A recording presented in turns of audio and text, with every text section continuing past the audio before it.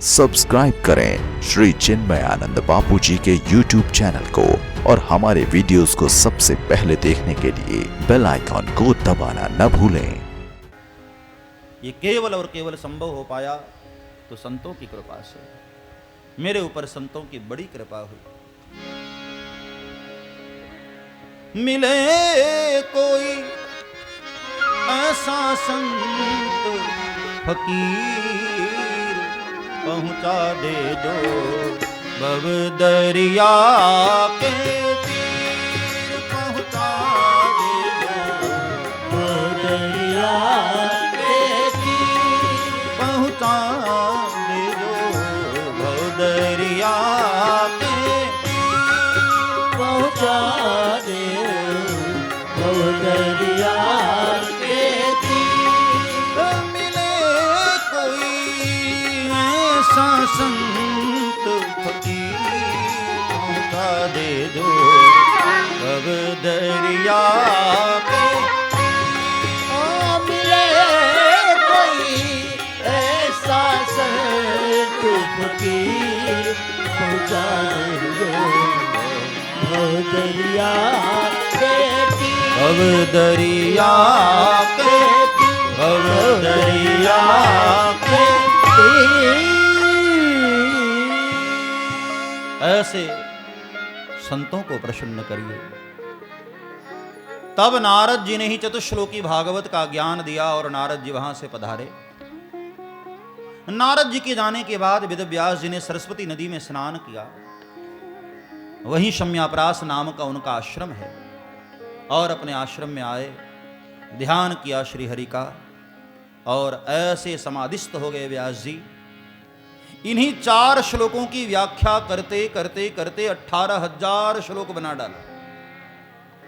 335 अध्याय और 12 स्कंद इसमें विभाजित करते हुए ये ग्रंथ पूर्ण किया।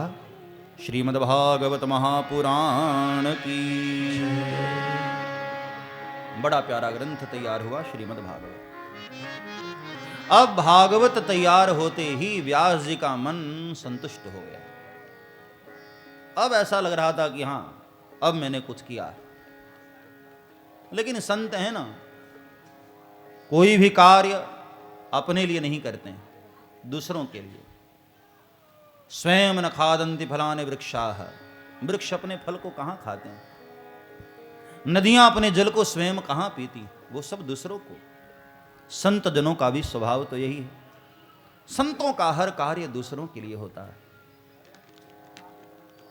तो व्यास जी ने सोचा कि भाई, जब मुझे शांति मिली तो ये शांति दुनिया को भी मिलनी चाहिए। लेकिन ये प्रचार करेगा कौन? मैं तो बूढ़ा हो गया हूं, मुझ में तो इतनी हिम्मत बची नहीं, कौन करेगा? ध्यान आया कि भृगु ऋषि को दिया जाए, पर डर गए कि नहीं नहीं, बड़े क्रोधी हैं भृगु ऋषि। एक बार इतने क्रोधित हुए कि भगवान विष्णु को भी पग प्रहार कर दिया। फिर बड़े ज्ञानी ऋषि हैं विश्वामित्र जी, क्या उनको दिया जाए? नहीं नहीं, उनको भी देने जैसा नहीं है, क्योंकि 60,000 वर्ष तपस्या किए और मेनका अप्सरा के पीछे पागल होकर ऐसे भाग लिए, उनको भी देने जैसा नहीं। किसको दूं? तब अंतरात्मा से आवाज आई, व्यास जी अपने पुत्र को दीजिए। शुकदेव पुत्र है इसलिए नहीं, क्योंकि पात्र है। और तब अपने शिष्यों को भागवत के मंत्र याद करवाकर जंगल में सुनाने को कहा कि यदि शुकदेव कहीं बैठे होंगे और उनके कान में पड़ेगा तो जरूर ये भागवत के मंत्र सुन करके भागते आएंगे। भोर सुबह जब गायों को चराने के लिए शिष्य लोग जाते हैं यज्ञ की संविधा लेने, तब एक श्लोक का गान करते हैं, भगवान कृष्ण के सौंदर्य का वर्णन। वरहापीडम नटवर वपुः कर्णयो कर्णिकारं बिभ्रदवासः कनककपिशं वैजयन्ती च माला रन्ध्रान् वेणो रधरसुधया पूरयन् गोपवृन्दैः रन्ध्रान् वेणो रधरसुधया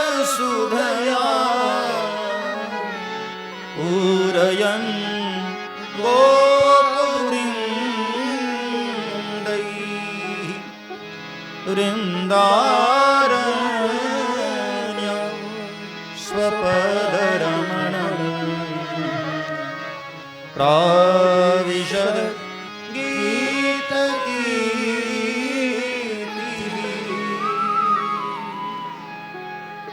वरहापीडं नटवरवपुः कर्णयोः कर्णिकारम्। प्यारे नंद नंदन कितने सुंदर है। पीली पीतांबरी पहने हुए हैं, गले में वैजंती की माला है, सिर पर मोर मुकुट धारण किए हुए हैं, कानों में कणेर के पीले पुष्प शोभायमान हैं, और जब अपनी कमर से बांसुरी निकालकर अपने अधरों पर अधरार्पित करते हैं, कोमल करांगुलियों के द्वारा वेणु के छिद्रों को आच्छादित करते हैं और प्राण पुर रहे होते हैं वेणु में, और वेणु बज रही होती है। आसपास खड़े होकर के ग्वालवाल उनका कीर्तिगान करते हैं। कितने सुंदर लगते हैं नंदनंदन। हाँ, ये सुनकर के सुखदेव जी का मन द्रवित हुआ, आकर्षित हुआ।